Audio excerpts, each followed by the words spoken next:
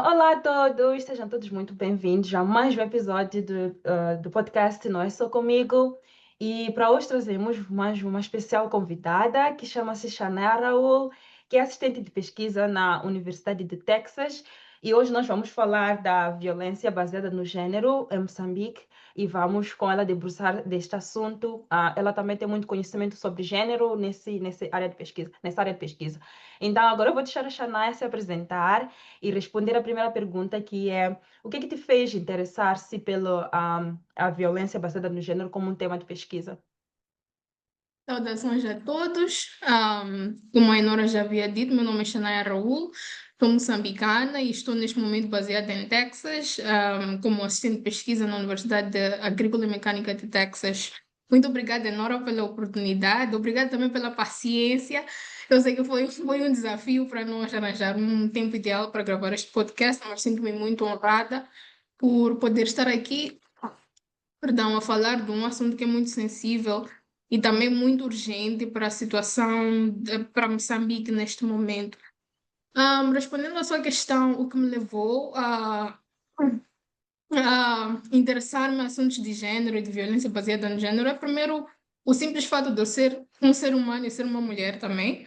Uma Uhum. mulher que cresceu a assistir, a testemunhar outras mulheres à minha volta a passarem pelas injustiças que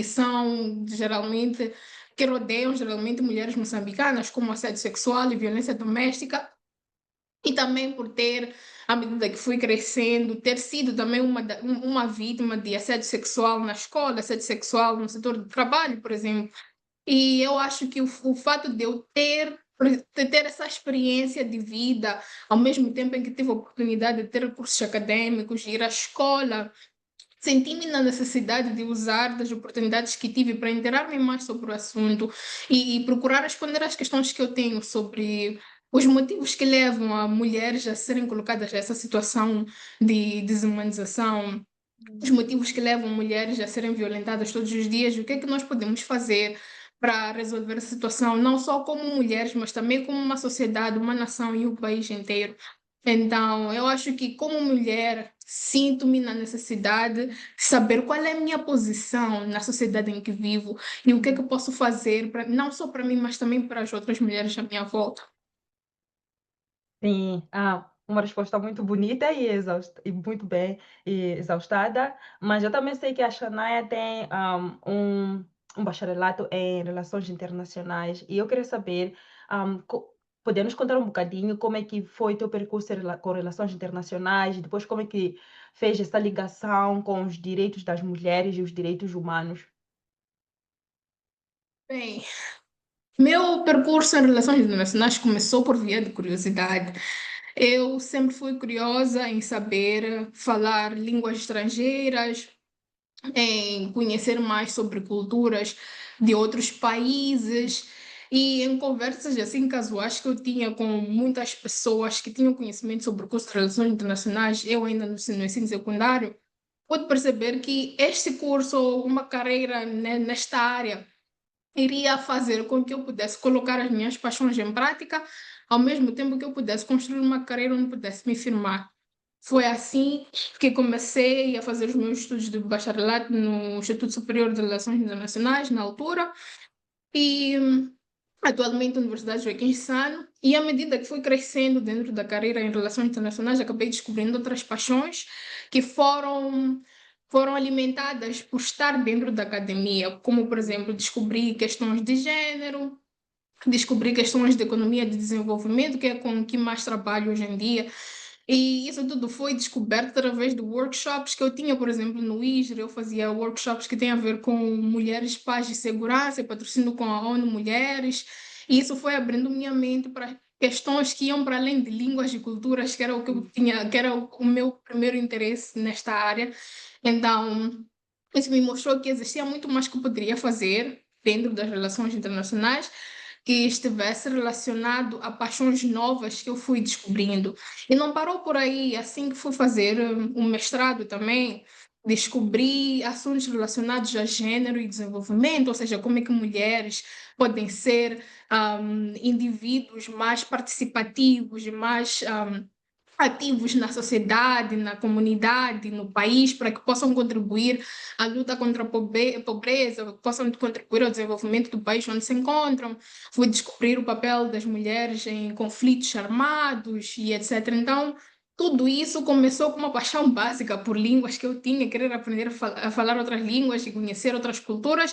E depois é como se estivesse a puxar uma corda à medida que eu Uhum. fosse me aprofundando dentro da área de relações internacionais. Então, foi aí que eu acabei descobrindo outros interesses, como é a questão de gênero, e fui me inteirando, fazendo cursos e me envolvendo em programas, em debates que têm a ver com gênero internacionalmente.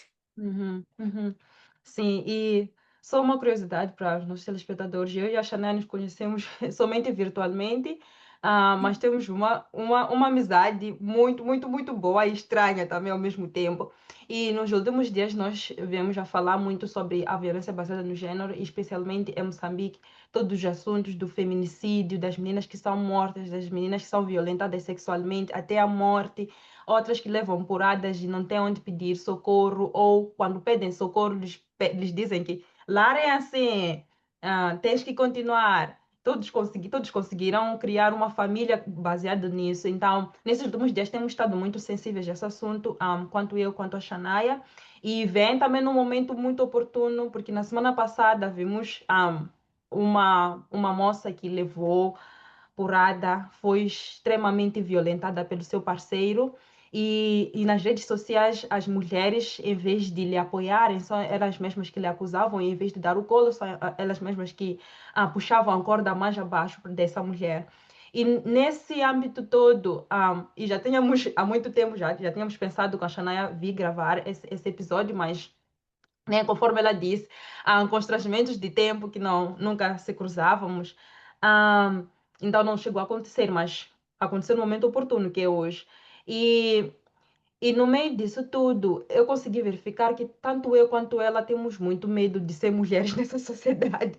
É muito Yeah. assustador ser uma mulher numa sociedade onde você não pode andar tranquilamente de noite, porque pode ser estuprada até a morte. Você não pode caminhar ou subir chapa tranquilamente, porque sempre tem alguém que vai te assediar ou fazer coisas do gênero. Então, eu queria perceber da Shanaia, o que que significa para ti viver sem medo sendo uma mulher? Viver sem medo, sendo uma mulher, para mim, significa primeiro poder existir, Hum. poder tomar decisões, poder me movimentar, como tu já vinhas dizendo, poder fazer escolhas, poder ocupar espaços, poder me expressar sem ter medo de ser reprimida, ser julgada, ser agredida, ser menosprezada, ser instrumentalizada só pelo fato de ser mulher e de existir um estereótipo à volta do meu ser mulher, um estereótipo que geralmente ronda à volta do fato de que mulher é suposto ou espera-se que a mulher seja isto, seja X e Z. Mais do que isso, ela não pode ser. Uhum. Então, poder ser uma mulher, poder existir como mulher fora desses estereótipos, fora dessas expectativas que existem sobre mim, sem medo. Para mim, é o significado de poder viver sendo mulher sem medo. Uhum, uhum. E como é que vê a situação atual da violência baseada no gênero, especialmente em Moçambique? Uma situação devastadora para mim. É uma situação que me deixa a desejar, eu questiono-me todos os dias se é uma situação que é devastadora, porque hoje em dia temos a plataforma que temos redes sociais, temos estatísticas que nos mostram quais são os dados atuais de violência baseada no gênero em Moçambique. Por exemplo, o Observatório das Mulheres providencia muitas estatísticas relacionadas a esse assunto, e são eles os que vêm nos dizer que, olha, cada 48 horas em Moçambique mora uma mulher, ou nos primeiros 6 meses em Moçambique, 43 mulheres foram vítimas de feminicídio. Então, não sei se a questão é devastadora, porque hoje em dia nós podemos ver e podemos ter uma perspectiva mais tangível da situação por causa das plataformas que nós temos e das estatísticas, ou se é um caso que já existia há muito tempo, mas porque as plataformas e os recursos que nós temos agora não existiam nessa altura, há 10, 20 anos atrás, não se sabia muito sobre o assunto e então não se colocava muita atenção a questões de violência baseada no género, mas de qualquer forma é uma situação triste, é uma situação preocupante e desde já queria endereçar os meus sentimentos a todas as famílias que tiveram de perder as suas meninas, as suas mulheres, as suas filhas, irmãs e mães, como vítimas de qualquer tipo de violência que tenha sido, porque e eu digo que é uma situação devastadora e triste para todo o país, exatamente porque não é uma questão que afeta só essas famílias foram vítimas ou que tiveram as suas mulheres e meninas vítimas, mas é uma situação que afeta todo o país em geral. Hoje em dia, Moçambique tem 72 mulheres em Moçambique, se não me engano, contribuem para 72% da força de trabalho, se as estatísticas não me fogem. Então, esse é um poder, é um poder de trabalho muito grande que nós temos que poderia ser aproveitado para tirar Moçambique da pobreza, para levar o país a outros escalões de desenvolvimento, mas ao mesmo tempo são essas mulheres que são um poder muito importante para o país que nós temos tendência a desvalorizar, a desumanizar, a atacar e a violentar. Então, é uma questão que merece a atenção de todos, principalmente do governo e das autoridades. Mais do que existirem leis, as leis devem ser aplicadas, e mais do que fazer-se conferências ou mais do que noticiar-se todos os dias nas redes sociais, tem que se tomar atitudes, na minha opinião. Uhum. E que tipo de atitude se tomaria nesse caso? Eu acho que uma das primeiras atitudes a se tomar é se livrar dos sistemas de impunidade que nós temos. Hum. Os casos de violência baseada no gênero têm se tornado casos onde as vítimas são identificadas, os violadores também, em alguns casos, são identificados, mas depois nada se faz sobre eles. Já existem muitos casos, até por acaso eu estava a assistir a uma conferência organizada pelo Observatório das Mulheres, onde assassinos, maridos, namorados, criminosos e autores de violência baseada no gênero são identificados e são até julgados, mas depois de uma semana, duas, um mês ou três, são libertados das cadeias por via de pagamento de calções, por exemplo. Uhum. E isso não pode acontecer porque uma coisa que a Kitera Grangani, que é a líder do Observatório das Mulheres, partilhou é que a impunidade transmite uma mensagem para outros autores de violência baseada no gênero. Ela deixa claro para outros autores de violência que eles podem violentar as mulheres, que nada vai acontecer com eles. Nada vai acontecer com eles. Então, eu acho que uma das primeiras coisas que nós devemos fazer como país, como sociedade, é nos libertarmos e acabarmos com os sistemas ou com os esquemas de impunidade que nós temos, que muitas das vezes também tem a ver com a corrupção, que é muito grave no país, porque é só acabando com a impunidade que nós vamos transmitir a mensagem para outros potenciais violadores, que, olha, se tu fizeres isto, existe uma consequência. Uhum. A cada caso que nós pudermos levar a fundo, a cada violador que nós pudermos dar as consequências exatas, são menos violadores que vão aparecer porque eles já vão estar conscientes, vão saber que, olha, o que eu faço tem consequências. E se eu fizer, é isto que vai acontecer. Então, eu acho que acabar com os esquemas de impunidade é muito importante neste caso. Uhum. Uhum.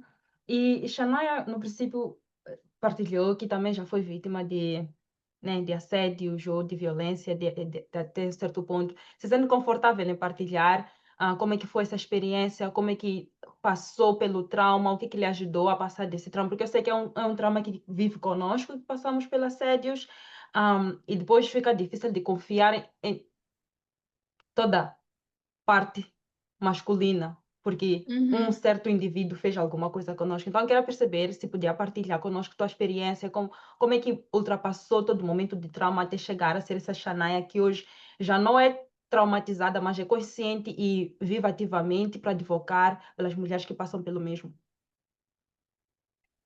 Bem, partilhar todo o caso de assédio sexual em que já estive envolvida não é algo que esteja preparada para fazer neste momento, mas posso trazer aqui um contexto básico em que foi num setor de trabalho, foi num dos meus primeiros empregos e fui assediada pelo meu supervisor.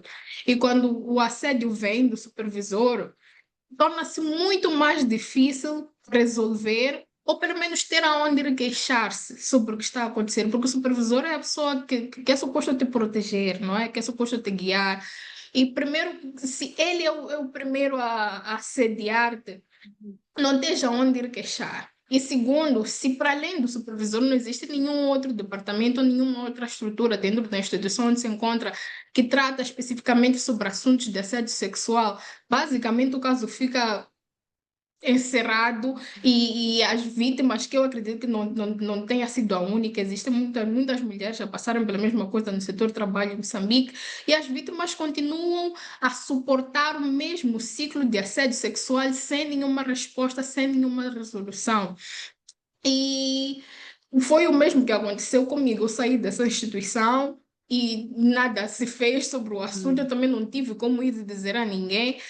Mas pronto, terminou assim e a única forma que eu tive de superar o trauma e poder decorrer com a minha vida, de fechar esse capítulo, foi partilhando o que aconteceu comigo com outras jovens da minha área, outras jovens da minha idade, que trabalham em instituições parecidas, sobre o que aconteceu comigo, e elas também partilharam sobre o que acontece com elas. E foi aí onde vimos que era, na verdade, um ciclo. E que todas nós tínhamos sido vítimas, então nós meio que acabamos criando uma rede de apoio hum, entre nós e todas agora somos muito conscientes sobre questões de assédio, não temos medo de partilhar sobre esse assunto, seja entre nós ou publicamente, porque eu acho que só mostrando a cara e só trazendo o assunto a público é que muitas outras jovens que passam pela mesma situação podem dar o passo e se abrir sobre o que acontece com elas, que é para toda a sociedade estar consciente sobre estes casos no setor de trabalho com jovens mulheres como nós. uhum. Sim, até porque houve um estudo que eu estive a ler que disse que todos os casos de violência baseada no gênero, incluindo o assédio sexual em qualquer tipo de ambiente, os números de casos que são reportados não constituem o 100% daquilo que acontece, porque as mulheres ou as pessoas que sofrem por esse abuso e sofrem por esse assédio têm vergonha de ir para lá. Primeiro, eles Uhum. não se sentem acolhidas pelo sistema para poder abrirem-se sobre o que está acontecendo ou o que aconteceu na vida delas. E acho que isso constitui tanta verdade, porque mesmo se nós formos olhar para os nossos bairros onde nós crescemos, poucas mulheres vão denunciar, muito poucas mulheres Uhum. vão denunciar. Você de ver, tipo, em todo o quarteirão, talvez, 5 mulheres levam porrada todos os dias, mas só uma tem coragem de denunciar, e é aquelas 5. Mas por que não denuncia? Não denuncia porque não tem um sistema de apoio, conforme estavas a dizer. Quando Uhum. vai procurar o apoio, é aquele que vai dizer, tens que aguentar porque é assim, tens que aguentar porque a vida se faz dessa maneira. E o fulano e a fulana. Então, essa é a forma como as pessoas fazem. Mas, conforme disseste, temos que mostrar a cara e mostrar que isso não está certo. As pessoas não Yeah. podem viver assim, achando que esta é a forma de viver. Ninguém fica feliz em ir acordar todos os dias com hematomas em todo o corpo. E, Ah, sim, desculpa. Não, não, continua, termina. eu queria fazer uma pergunta aliada a isso que eu estava a dizer, mas Não, devia eu só queria explicar. comentar sobre o que tu estavas a dizer sobre, por exemplo, numa comunidade onde 5 mulheres levam porrada, só uma vai se queixar e as outras 4 têm vergonha. Mas sem querer chegar à violência física, eu acho que podemos explorar um pouco sobre o assédio sexual, né? Que é também um tipo de violência. Eu acho que muitas mulheres não denunciam o assédio sexual que muitas das vezes não é físico, exatamente porque nós vivemos numa sociedade onde muito ainda não se sabe sobre o fato da assédio sexual ser também um crime. Uhum, Sobre o fato de alguém fazer um comentário sexual sobre o teu corpo, fazer um comentário sexual sobre ti, partilhar. conteúdos sexuais inapropriados contigo, sem o teu consentimento, tocar-te o corpo sem consentimento, tudo isso é uma forma de violência, é assédio sexual. Então, não só mulheres, mas também como homens, muitos outros membros da nossa sociedade ainda não sabem que este é um caso também a se ter em conta. Talvez porque nós já tenhamos normalizado tanto isso quando se trata sobre relacionamento entre homens e mulheres, mesmo que sejam homens e mulheres que não são íntimos e que muitas das vezes nem sequer se conhecem, mas normalizou-se o homem fazer um comentário sexual sobre uma mulher, sair-se por aí e sair-se por si só, como se nada tivesse acontecido. Então, por esse fator, muitas mulheres não aproximam, muitas mulheres não Hum, falam porque pensam que é normal, mas não é. Não é normal alguém fazer um comentário sexual sobre o corpo, não é normal alguém partilhar um vídeo, um conteúdo inapropriado para ti sem o teu conhecimento. Não é normal. Então, eu acho que isso também contribui, a falta de conhecimento também contribui para os níveis de denúncia e para os números de mulheres que aparecem a se queixar e a partilhar a sua história como vítimas de assédio sexual ou violência sexual que não seja física. hum, hum, hum. E a Xané já tocou na pergunta que eu queria fazer, mas vou fazer da mesma maneira, porque ah, falou que aqui que os costumes e os nossos hábitos muitas das vezes podem influenciar da forma como nós vemos o assédio sexual, mas e também como vemos a violência no seu todo. E de que forma esses hábitos, costumes, crenças ou formas de pensar contribuem para a normalização desse tipo de abuso? Eu acho que as normas sexuais, as normas sociais contribuem para violência baseada no gênero e principalmente para violência íntima e violência doméstica, devido à forma como são criadas. Hum, Nós, feliz ou infelizmente, vivemos num sistema patriarcal. E o que eu quero dizer com o sistema patriarcal? Um sistema onde as normas e as regras sociais são criadas por forças masculinas e essas normas geralmente beneficiam homens e colocam mulheres em risco. Um exemplo muito claro é o fato de criarmos rapazes e meninas de forma diferente. Criamos rapazes com o conhecimento de que eles são mais fortes que as meninas, eles são os provedores, eles não podem chorar, devem ser fortes a todo momento. Existe um certo tipo de atividades que rapazes podem fazer e um outro tipo de atividades que só meninas podem fazer.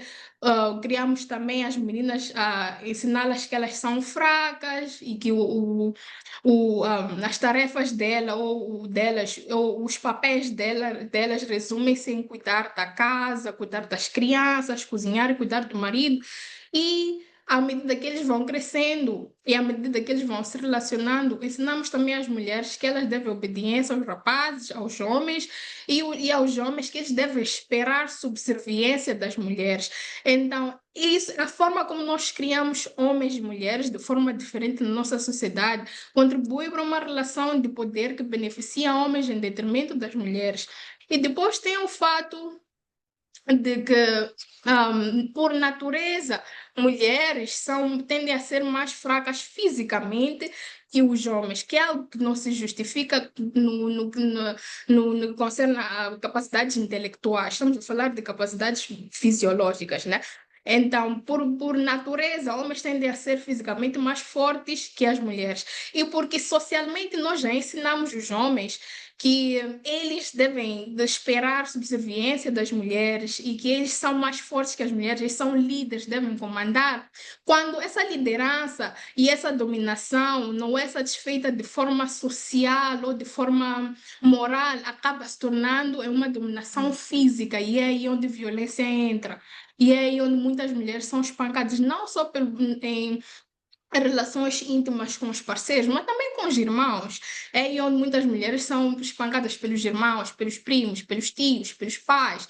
E então, a forma como a nossa sociedade, as normas que nós criamos à volta da nossa sociedade, à volta dos papéis masculinos e femininos, contribuem uma futura relação de choque e violência entre homens e mulheres, que é o que muitas das vezes gera a violência baseada no gênero. Recentemente estive a ver um documentário sobre violência baseada no gênero em Moçambique, e uma oficial da polícia disse que boa parte dos homicídios que acontecem em Moçambique são passionais. E dentro Hum, desses homicídios, maioritariamente, a maior parte das vezes que morrem são as mulheres. Por que será? Porque é dentro das relações passionais onde se encontram as diferentes relações de poderes, onde encontras o homem que foi ensinado desde muito cedo que ele tem poder sobre a mulher, e se a mulher não obedecer, ele pode usar a força para procurar a subserviência, procurar a obediência da mulher. Então, tudo isto contribui para a sociedade onde nós vivemos hoje. É uma sociedade que não respeita mulheres como seres humanos normais, não dá às mulheres valor como um simples ser humano, sem qualquer outro atributo social que elas devam ter. E, hum, por consequência, estamos aqui, temos mulheres a morrerem, uma mulher a morrer a cada 48 horas das nossas vidas. hum, hum. Sim, ahm, eu estou a aprender bastante nesse podcast. Espero que também os telespectadores aprendam bastante e retenham muita informação. Mas uma coisa que nós vemos bastante na nossa sociedade é que quando a mulher sofre violência, muitas das vezes é porque ela tem menos escolaridade ou menos educação que o seu Hum, parceiro. E o parceiro exerce não só de influência física, né? Mas também o poder econômico também está com ele. E fica muito difícil, muitas das vezes, essa mulher se livrar desse tipo de relação, porque ela já está. Imagina se ela tem crianças, começa a pensar como é que eu vou sair dessa relação se eu já tenho crianças, só dependo dessa pessoa, não fui à escola e não tenho como começar do zero. Como lidar com essa situação dessas mulheres em especial? Mas também sei que existem mulheres que têm alto grau de escolaridade, doutoramento, ahm, e mesmo assim sofrem violência baseada no gênero, para dizer que também não é sobre escola, é sobre o que está na cabeça do perpetuador.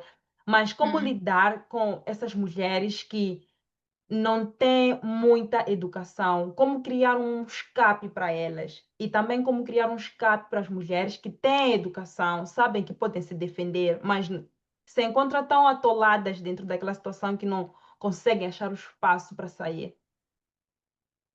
Eu Eu acho que nós aqui estamos a olhar para dois problemas que Uhum, afetam dois grupos de mulheres diferentes. uhum, O primeiro é o grupo de mulheres que tem um nível muito inferior de educação, e por ter um nível inferior de educação, algumas vezes não têm conhecimento sobre violência baseada no gênero, não sabem identificar quando é que é um caso de violência baseada no gênero, ou quais são as leis que as protegem, ou o que fazer para que autoridades escolher sempre que forem vítimas de violência baseada no gênero. Eu acho que, nesse caso, campanhas de informação são muito importantes, porque esse é um assunto que tem a ver não só com falta de carteira, não só com falta de graus acadêmicos, mas também com questões de informação básica. Existe um gap de informação muito grande entre mulheres que não têm nível superior ou que não têm níveis avançados de educação, e informação sobre seus direitos básicos ou sobre as leis que as protegem contra casos de violência. E um exemplo claro sobre como é que a sociedade civil tem estado a tentar resolver essa situação é um programa que existiu, acho que em 2017, chamado Está na Hora de Agir, acho, que era implementado pelo J-PAL, que é uma organização não governamental, uma organização acadêmica, e em parceria com o Ministério da Educação, onde eles iam para escolas e ensinavam crianças, acho que da quinta à sétima classe, a identificarem questões de violência baseada no gênero, davam-lhes ferramentas para agir quando estivessem a ser vítimas de violência baseada no género, ou e eles ensinavam também quais são as autoridades onde elas podem ir quando, sempre que forem, ou sempre que se encontrarem numa situação em que são vítimas de violência.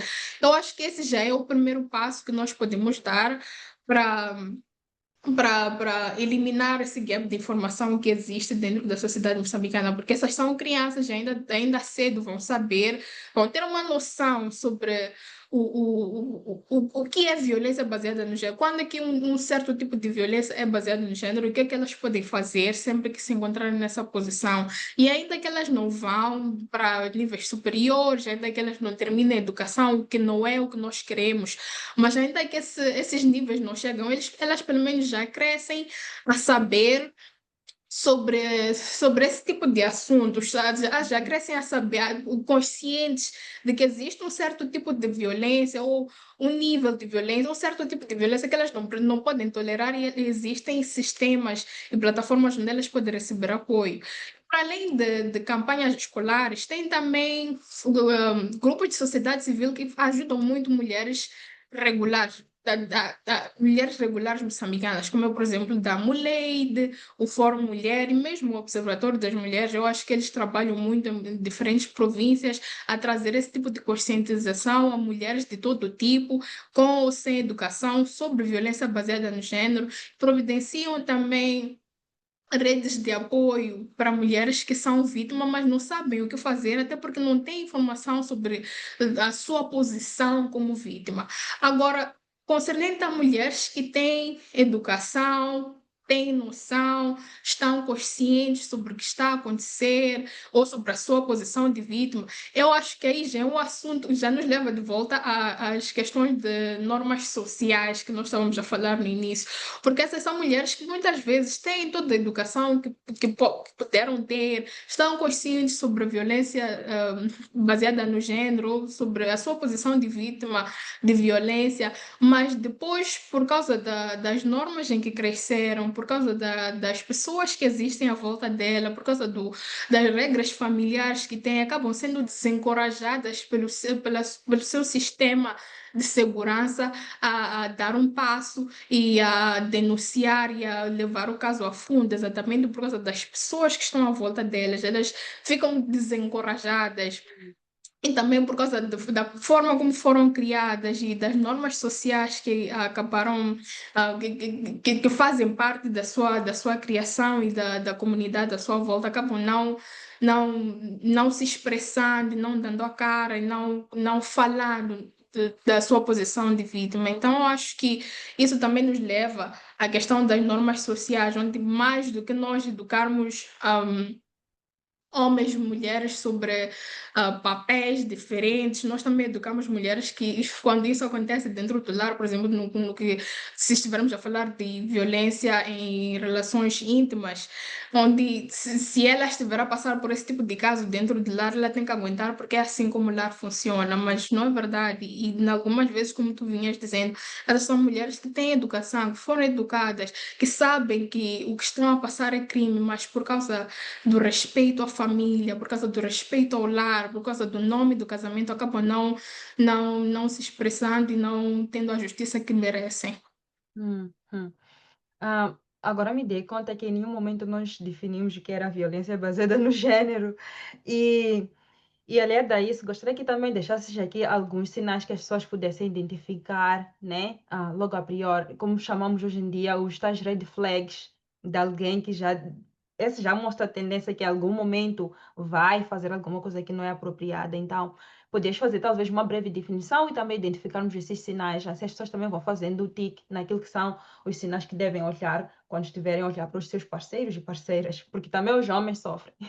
Sim, e ainda bem que tocaste nesse assunto, porque agora que recordaste que nós não definimos violência baseada no gênero, recordei-me que existe um estigma muito grande quando se trata de relação de violência baseada no gênero contra homens ou contra indivíduos que se identificam nos variados tipos de gênero que nós encontramos hoje em dia. E temos tendência a conotar violência baseada no gênero como se fosse violência contra a mulher só, mas pode ser violência contra homens e contra todos os outros indivíduos que se identificam nos outros tipos de gênero. Violência baseada no gênero é geralmente quando um ato de violência é justificado dentro de uma relação de poder entre um gênero que é considerado mais forte contra o outro. Por exemplo, quando um homem, vamos supor, estamos aqui a falar da violência baseada no gênero entre homens e mulheres, né? Ou de homens contra mulheres. Quando um homem usa da sua posição de poder físico e da vulnerabilidade da mulher, da posição de vulnerabilidade da mulher, para violentá-la com qualquer tipo de justificação, seja porque estão dentro do relacionamento e tiveram uma discussão e por causa da discussão, acabou usando do fato da mulher ser vulnerável para agredir a mulher. E depois, talvez, podia repetir a segunda questão, que acho que acabei E quais são os esquecendo. sinais que as pessoas devem ficar atentas a, né, os red flags aos violentadores? Os red flags são muitos. Yeah. E para mim, geralmente, os red flags costumam ser identificados em interações que parecem banais. Por exemplo, Hum. discussões básicas que depois levam à elevação de tom de voz, interações básicas que depois levam a uma bofetada e outra, e que depois vem com um pedido de desculpa já porque estava nervoso, estava com stress. Eu acho que esses já são sinais suficientes que mostram que, olha, isto a pode levar a extremos muito piores, ou pode levar a questões muito piores de violência. Então, eu tenho tendência a prestar atenção a questões muito básicas, elevação de voz, problemas de raiva, problemas o indivíduo não conseguir conter as suas excitações e decidir partir para a violência logo de primeiro. Eu acho que esses são sinais muito, muito importantes a prestar atenção.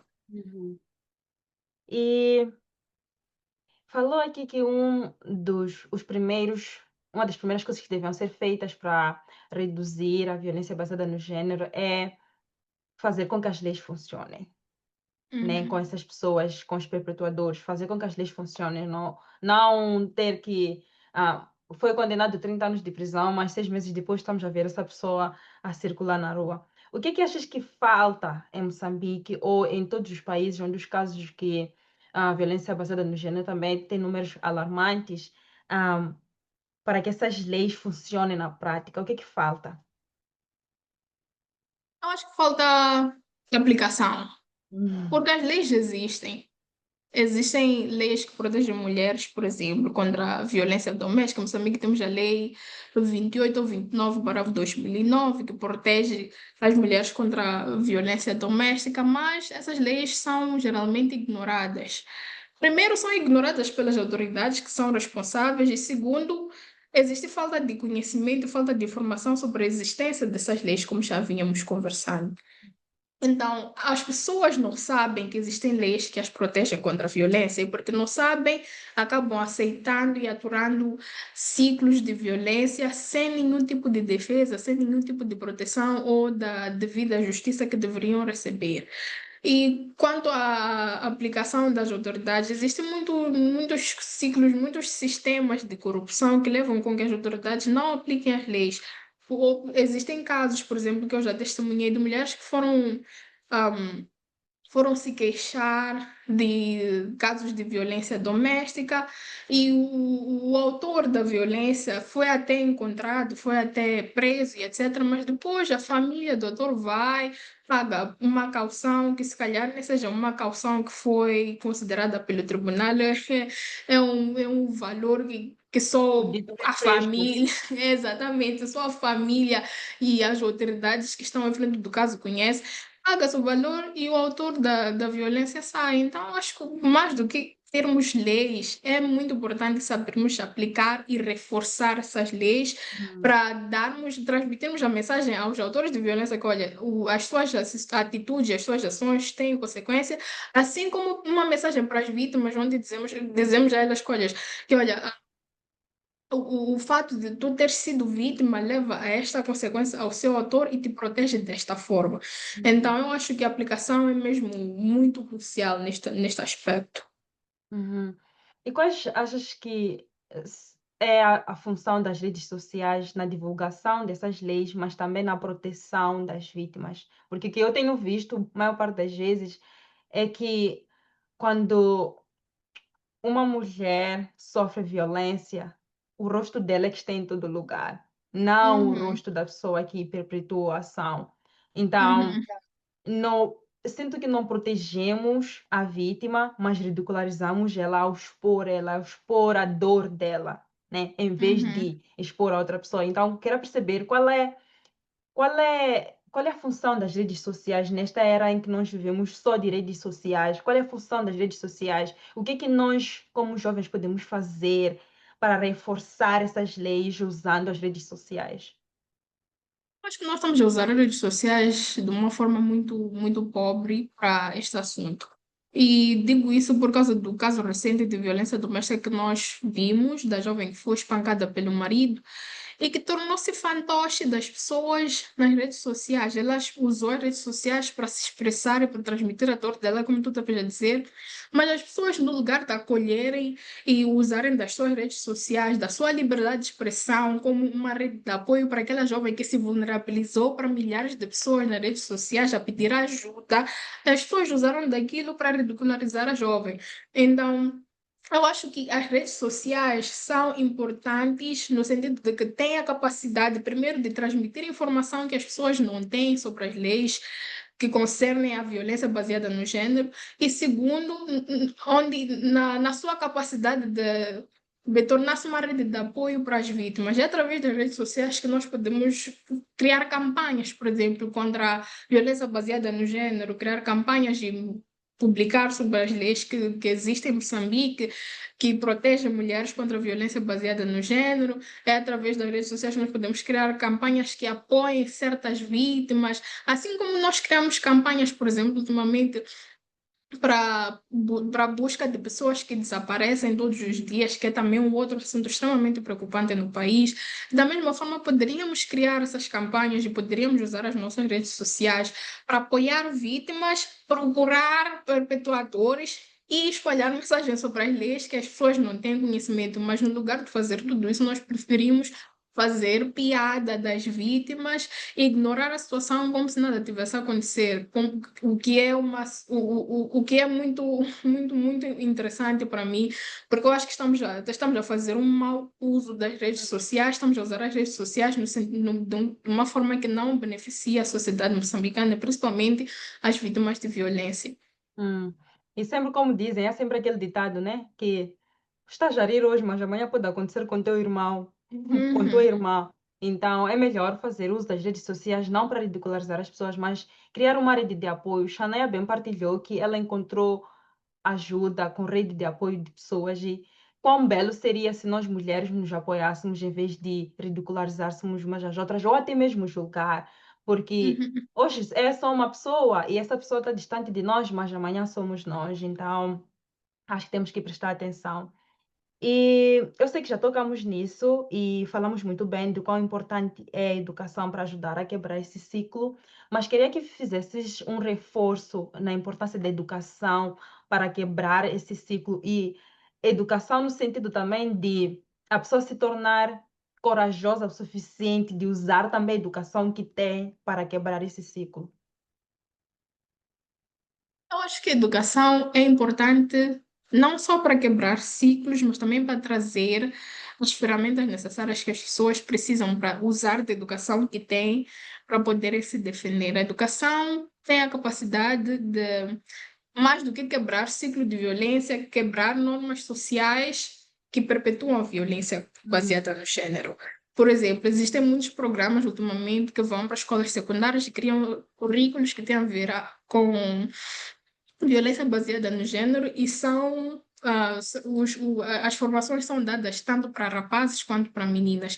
E nessas formações ensina-se às meninas e aos rapazes, olha, ah, isto e aquilo pode levar à violência, e quando se leva à violência tem que se fazer aquilo, ou X, Y e Z está errado, então tem que se evitar, e etc. Que em alguns casos são coisas que eles aprendem em casa como se fossem coisas certas, que na verdade não são. Este é um assunto muito sensível que muitos podem. ahm, que muitos acadêmicos que eu já tive em contato, já tive contato, podem até argumentar que vão contra as normas sociais de um país, porque existe a questão cultural, e a questão cultural muitas das vezes é muito mais forte que a educação, então a educação não pode vir e, de alguma forma, desmembrar a cultura de uma sociedade dessa forma, mas quando a cultura ou quando as normas sociais dessa sociedade são desvantajosas para a própria sociedade, a educação tem que ter algum papel, na minha opinião.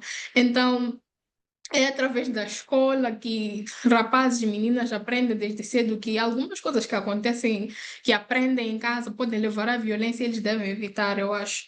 E depois, a educação também dá ferramentas às pessoas para Uhum. saberem se defender de casos de violência, como é o caso dos mesmos programas, por exemplo, que dão ferramentas a esses meninos e rapazes sobre leis que os protegem contra a violência, que autoridades é que eles podem recorrer quando forem vítimas de violência e etc. Mas, ao mesmo tempo, eu acho que não adianta muito termos todas essas ferramentas e termos pessoas capazes de se defender enquanto não tivermos um sistema e instituições fortes o suficiente para nos defenderem e para levarem avante todos aqueles recursos que nós, como indivíduos comuns, já temos.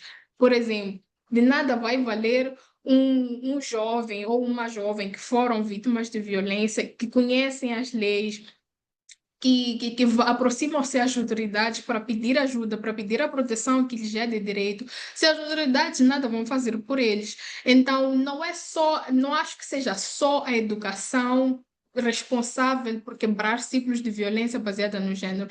É todo um conjunto de ações que devem ser tomadas. É a educação, é a reformulação de algumas normas sociais, é é o reforço às instituições de justiça que nós temos, é reforço às autoridades policiais que nós temos. Então, tudo isso em conjunto, eu acho que contribui para a quebra dos ciclos de violência baseada no gênero, sem colocar toda a responsabilização só na educação. Hum. Agora lembrei-me de um dos casos que nós vemos muito em Moçambique, não sei se é só em Moçambique, mas em Moçambique em particular, porque é lá onde eu tenho mais experiência, que são casos de mulheres que até denunciam violência baseada no gênero. E o marido é levado para a esquadra, é preso por alguns dias e depois a esposa vai, segue, vai tirar, vai remover a queixa porque quer seu marido de volta. Mas depois, alguns dias depois, acontece a mesma coisa. E já vi alguns casos em que até a força policial disse, olha, senhor, você tem que decidir o que você quer, né? Tem que decidir se você quer ficar em casa, levar porrada todos os dias, ou quer que teu marido também seja corrigido. E nesses casos, que tipo de conselhos tu darias para esse tipo de mulheres que não conseguem se decidir? Essa é uma situação muito complicada que talvez não me sinta na posição de aconselhar Uhum, a essas mulheres, mas uma coisa que eu diria é que o bem-estar e a segurança de qualquer pessoa deve estar em primeiro lugar, independentemente da circunstância, independentemente do tipo de relação que tenha, que a mulher tenha com o violador. Eu sei que existem mas muitas outras circunstâncias ou muitos outros fatores que levam as mulheres a recuperar os maridos mesmo depois de casos de violência, são filhos, são contas, porque o casamento é um laço muito forte que não é muito fácil de quebrar da noite para o dia. Então, talvez seja isso que leva muitas mulheres a irem, a, a, a irem nessa onda e a comportarem-se dessa forma, nesse padrão. Então, eu acho que para além de considerar esses fatores que levam as mulheres darem um passo atrás nas suas decisões de denúncia contra casos de violência doméstica, é muito importante também terem consciente que que o bem-estar delas e a segurança delas também é importante. E é importante porque vai ser. Vai ser crucial para a manutenção de todas as outras coisas que a mulher pode estar a pensar no momento. Se é que está a pensar em filhos, nos seus filhos, o seu bem-estar e a sua segurança conta muito também para a segurança e o bem-estar dos seus filhos. Então, na minha opinião, eu acho que é muito mais importante colocar em primeiro lugar, ter em conta o seu bem-estar e a sua segurança. Uhum, uhum. Sim, já estamos quase na reta final desse podcast. Eu não queria que terminasse tão já, porque está tão bom. Mas já temos que terminar. E a última pergunta que eu tenho para a Shania é que tipo de mensagem deixaria para a sociedade em geral? Primeiro, para aqueles que não apoiam as mulheres ou qualquer pessoa que está na situação de vítima de violência, mas também para aquelas mulheres que estão na situação de violência, que tipo de conselhos darias para todos nós, neste caso? Eu acho que iria começar pelas mulheres que são vítimas de violência e talvez dizer-lhes que, independentemente das circunstâncias que levaram à violência de que foi vítima, ahm, as mulheres foram vítimas, não deixaram de ser vítimas. Independente de como que começou o problema, qual foi o fruto, qual foi a causa, a vítima, que não seja mulher, pode ser homem, pode ser mulher, a vítima de violência é sempre uma vítima, merece assistência, merece justiça e tem direito a se aproximar das autoridades para colocar, fazer uma denúncia sobre a violência que foi, sobre o que aconteceu e sobre a sua posição de vítima, de vítima de violência.